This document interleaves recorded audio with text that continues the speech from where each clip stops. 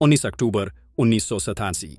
Wall street पर सूरज हर सोमवार की तरह उगा, लेकिन सूरज डूबते डूबते $1 ट्रिलियन गायब हो चुके थे। ट्रेडर्स जमे हुए स्क्रीन को घूर रहे थे, फोन लगातार बज रहे थे, मगर कोई जवाब नहीं दे रहा था। डॉव जोन्स गिरा, 5% नहीं, 10% नहीं, पूरे 22% एक ही दिन में। जरा सोचिए, 2008 की सबसे बड़ी मंदी में भी गिरावट सिर्फ 7% थी। तो फिर क्यों कोई ब्लैक मंडे की बात नहीं करता? वो दिन जब बाजार सच में टूट गया था। अगर मैं कहूं कि उस भूले हुए क्रैश की परछाई आज भी हर एल्गोरिदम, हर ट्रेड और हर रिस्क पर है। 80 के दशक के मध्य में दुनिया खुश थी, कोल्ड वॉर खत्म हो रहा था, टेक्नोलॉजी आसमान छू रही थी, और वॉल स्ट्रीट ने एक जादू खोज लिया था। कंप्यूटर इंसानों से तेज ट्रेड कर सकते हैं।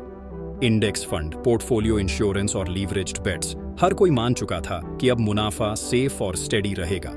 लेकिन उस उत्साह के नीचे कुछ खतरनाक पनप रहा था। एक ऐसी सिस्टम जो इतनी जटिल थी कि उसके निर्माता भी नहीं समझ पाए कि वो क्या बना रहे हैं। सोचिए, जैसे रेत पर गगनचुंबी इमारत खड़ी कर दी गई हो। हर मंजिल पर नए नए फाइनेंशियल टूल्स जोड़े गए, लेकिन नींव कभी तूफान में परखी ही नहीं गई। और वो तूफान आया एक सोमवार की सुबह। सब कुछ शुरू हुआ एक आइडिया से, पोर्टफोलियो इंश्योरेंस। नाम सुनने में शानदार था। अगर मार्केट गिरे तो कंप्यूटर अपने आप स्टॉक फ्यूचर्स बेच देंगे ताकि नुकसान सीमित रहे। एक तरह का ऑटोमेटिक ब्रेक सिस्टम। लेकिन असली समस्या ये थी, अगर हर कोई एक साथ वही ब्रेक लगाए तो पूरी गाड़ी रुक जाती है। सोचिए, सैकड़ों कारें पहाड़ से नीचे उतर रही हैं। एक ने ब्रेक मारा, फिर दूसरी, फिर तीसरी, और सब एक साथ खाई में गिर गए। 1987 में यही हुआ। जैसे ही मार्केट गिरना शुरू हुआ, कंप्यूटर ने सेल ऑर्डर ट्रिगर किए।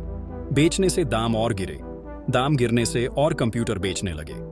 एक डेथ स्पाइरल शुरू हो चुकी थी। लंबे समय पहले, जब एल्गोरिदमिक ट्रेडिंग शब्द भी अस्तित्व में नहीं था।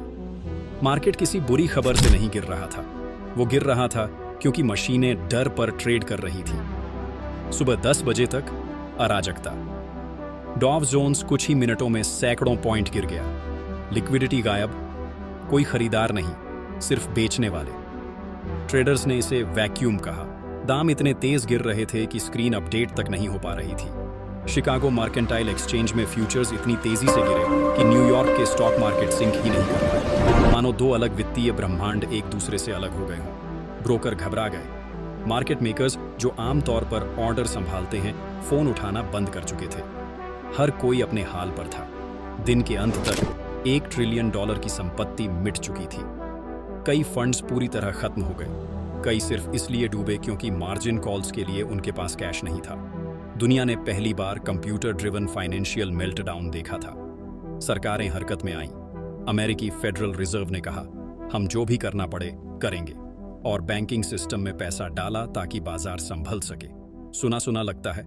हाँ, यही शब्द 2008 में भी बोले गए थे, और 2020 में भी। 1987 का क्रैश सिस्टम को नहीं मिटाया, उसने सिस्टम को बदल दिया। सर्किट ब्रेकर्स लाए गए ताकि मार्केट पैनिक के वक्त कुछ देर के लिए रुक सके। रेगुलेटर्स ने कंप्यूटर ट्रेडिंग को रोकने के बजाय उसका अध्ययन शुरू किया। और वॉल स्ट्रीट ने एक गहरी बात समझ ली, अगर फेड हमेशा बचाने आएगा तो रिस्क अब रिस्क नहीं रहा। मोरल हैजर्ड यहीं पैदा हुआ। आज 80% से ज्यादा ट्रेड्स एल्गोरिदम करते हैं। Flash crash, instant rebound, robotic decision making, इन सब की जड़ें 1987 के उस सोमवार से जुड़ी हैं। इतिहास 2008 को सबसे बड़ा क्रैश मानता है, लेकिन असली प्रोटोटाइप 1987 ही था। वो पल जब इंसान ने पैसों पर से कंट्रोल खो दिया था। जितना ज्यादा हम ऑटोमेशन पर भरोसा करते हैं, उतना तेज हम भूलते हैं कि मार्केट अहंकार को कभी माफ नहीं करता। तो खुद से पूछो, अगर कुछ लाइनों के कोर्ट ने 1987 में $1 ट्रिलियन मिटा दिए थे, तो आज के एल्गोरिदम 1 सेकंड में क्या कर सकते हैं?